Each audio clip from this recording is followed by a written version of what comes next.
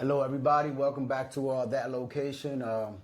We're just touching topics involving Dominican Republic and just trying to kind of like keep people informed as well of things that happen here. And one of the topics that we came across that we found interesting is Dominican Republic a third world country? And I'm going to pose that. I'm Dominican. I'm not. You're not Dominican. You're in the process of becoming Dominican, and we'll talk about that later. Yes. Because you're actually in the process of getting your citizenship. So your background is you're born in Guyana, raised in the USA, so you have citizenship from Guyana, citizenship from United States. Yes. And soon you'll be a citizen here in Dominican Republic. Yes. So you're a permanent resident now, but we'll talk about that later. So I'm going to pose this question to you. Is Dominican Republic a third world country in your eyes? I would say no, based on my experiences here in the Dominican Republic. There are pockets of low-income communities outside of Punta Cana, outside of Cabarete, outside of La Romana, all the hot spots. But it seems like the Dominican Republic is it's a booming industry. The economy is doing really well here. I was very surprised coming here and seeing. Well, first of all, I don't speak Spanish, and when I came here, I was really nervous about that. I later found out that a lot of folks here speak English because they've attended like a bilingual school growing up, and it's very likely than not that you come across someone who's English speaking that can help you, along the way. Another thing I noticed here is there are a lot of a lot of luxury cars here. Right. And that surprised me a lot. Not only luxury cars, but modern, really like modern cars. Nothing like in Cuba you see all these cars from the 50s and 40s, but here you have modern cars here, riding around, and people finance them. It's like in the past, that wasn't the case, but now you can finance your vehicles. Right. You can get loans. Well, here's the key thing also. Yeah. Any vehicle that you see here, especially a luxury vehicle, right? Most of them are obviously they're all imports because we don't make any vehicles here in the Dominican Republic. But it's taxes. So they're going to be higher. Right. So for people to afford them, the vehicles here are going to be costing a lot more than the U.S., right? For example, most of the vehicles are imported from the U.S. Obviously, you have some from South Korea and that sort of stuff, China. So a lot of folks, you were talking about financing. That's just kind of like a new thing here. Yeah. Obviously, it's going on, but it's not a big thing. But a lot of people buy the vehicles outright, and they have to pay a lot more. And then if it's a luxury vehicle, then you pay a luxury tax here. Mm-hmm. But I wanted to touch on that thing about, is this a third world country? And, I'm a little bit biased because I was born here, I was raised in the U.S., but the growth that this country has had is incredible, one, and there's nothing here that you can't access, if you have the money. I've learned that. If you have the money, right, obviously. So, internet, high-speed internet, nice vehicles, excellent food, travel, that sort of stuff, as long as you can afford it. Obviously, you have, just like in the USA, you have tiers. You have people that have a lot of money. You have people middle class, and then you have some poor people. But there's everything here. Everything is available here. And real estate here has boomed a lot. Yeah. It has gone through the roof. Like, obviously, like you and I, we like going to Las Terrenas a lot. Yes. And we see the property there is skyrocketed. Yes. There's a common misconception about property in the Dominican Republic. Like folks who are not informed would say, hey, I can go to the DR and buy like this huge property for this minimal amount of money. It's not true. Right. Our property here is costly. It's Now there is it stuff looks that's like still available, affordable stuff, you know. yes, But there if you are. want something nice, it's gonna cost you. It's going to cost you, especially the closer you are to the city, The beach, the closer you are to stuff the like that. beaches, the Yep. closer you are to Yeah. resort towns. Right. The property there, they're very expensive. Right. So, everything is comparable. You know, like if you come here and you want to live in a nice area, a nice neighborhood, you know, you're gonna pay more. You know, things are gonna cost a little bit more.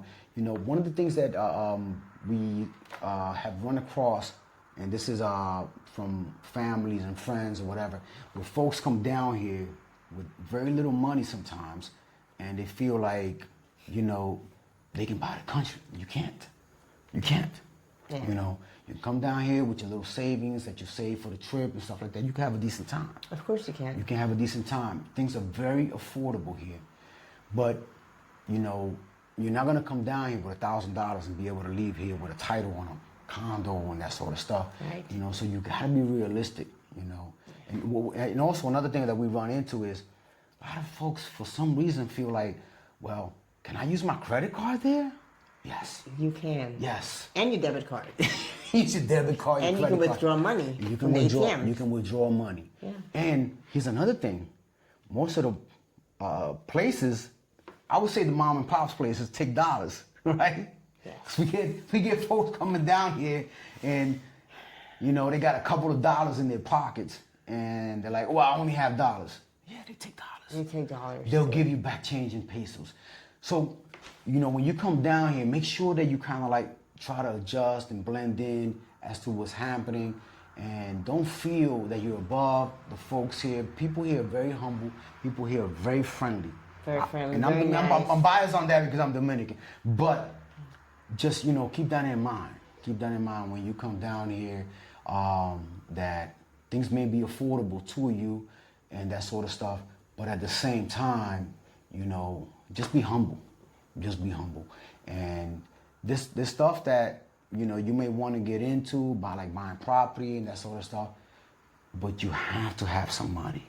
And you have to do your research. Right, do your research. You have to have some money. Yeah.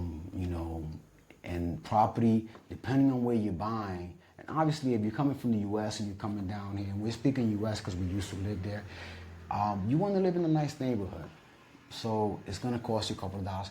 But all in all, I don't think that Dominican Republic is a third world country, at least not anymore. In my eyes, it's not the same place, you know, when I was born here and I was living here. And I mean, the roads are amazing. Yeah. There are some bad roads, but Still. for the most part, the roads are really good now. Yeah. You know what I mean? You don't need an SUV everywhere. You Yeah. got good roads. Some of them with tolls now, which is, you know, we understand, you know. Some of it is necessary. Some of it is, you know, politics and that sort of stuff.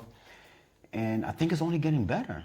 What do you think? You know, because you've been coming down here for 20 years now. I have, and I can see it. Yeah. And I can see the changes Right. that have occurred. You know, from the time I started coming here to now.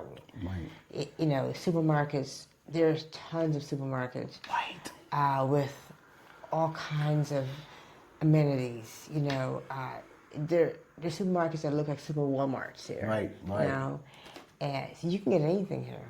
You know, and I remember 20 years ago, it wasn't that way. But now, you have access to almost everything you have Right. outside of the Dominican Republic, like in the U.S. You know, we have Amazon. I mean, we buy stuff from Amazon all the time. Like, that was one of my fears, because I love Amazon. Right. And I like to order Right. things. So I'm like, You gosh. have to go through a courier. I want to make sure that we're clear about you have to go through a courier to get the stuff here. But it's possible. So it costs a little bit more, but you know, you order stuff from Amazon, it take a few more days, but you get it. Yeah. You know, you get it here, no issues, you know what I mean? So, you know, living here is great. We love it. We love living here. We do. You know, and as far as like all the grocery stores, everything is so fresh. You know, everything is amazing. But one thing, And affordable. affordable, yes. But we still support the small businesses. We do. You know, We do. we like buying the fruits from the Pops. from the little mom and pops and We that do. sort of stuff. And you become friends with them, and you know they want to treat you better and give you extra fruits and stuff like that. Man, this is a great country. And that's not why we do it. Obviously, Right. we want to support small businesses, Right. especially in our Right. community. Yes, yes, You know, yes. we do want to support folks that are in business that maybe can provide, you know, for sale as the same things that a Jumbo might or a Bravo might. Right. But you know, you have to support small businesses. Yeah. Yep. You know, support your community. I remember we did groceries a few months ago. We left with 3 full carts. Yeah. And it was like $400 US. Yeah. Full grocery carts. Yes. And it was about $400 US. Everything was fresh. You know, we didn't even look at prices. We just, because we had family, company, whatever. And we're just grabbing stuff. And the bill was $400. And to us, it wasn't a lot because we're used to US prices, you know. And we paid with our debit card. You can use your credit card here. Yes. Debit card, you know, but you want to have cash, you know, when you arrive here, just have cash. Go to the ATM, you know, it's a small fee. Just like, you know, in the US when you go to different bank ATM, small fee, that sort of stuff. I do find the bank fees are a little higher. They are. Than in the U.S. Right. So I think when we use ATM, I think we pay like $5 a bank fee. And in the U.S. we pay about $3. I don't know the exact fees because it depends on the bank that you use. Some banks, like I know Banco Popular likes to do a percentage, which I try to stay away from Banco Popular, even though I have an account. We have an account with them, but you know that's neither here nor there. You're still gonna pay a fee. You're coming down here, and you know you're out of your element, so you have to make sure that you prepare for that. So, but just keep in mind when you come down here, you can use your debit card. You can use US dollars. You can go to a place where you can exchange money. So don't come down here with a fear of like, you know, oh my God, is it then? And it's very safe. We find that DR is very safe, you know, so, and if you're staying at a resort, go out of the resort. A lot of resorts want to keep people in the resort. Because they want to keep their money right, in-house. in-house. So, listen, we're not going to make this video crazy long, but tell us in the comment, what do you think? You think DR is still a third world country? What do you think? What was your experience when you came down here? You know, did you bring cash? Did your ATM card not work? Did your credit card not work? Tell us in the comment. You know, see if we can help you with anything that we may have experienced already. Right. All right. So, thank you for watching. Make sure you hit like and subscribe. Thank you.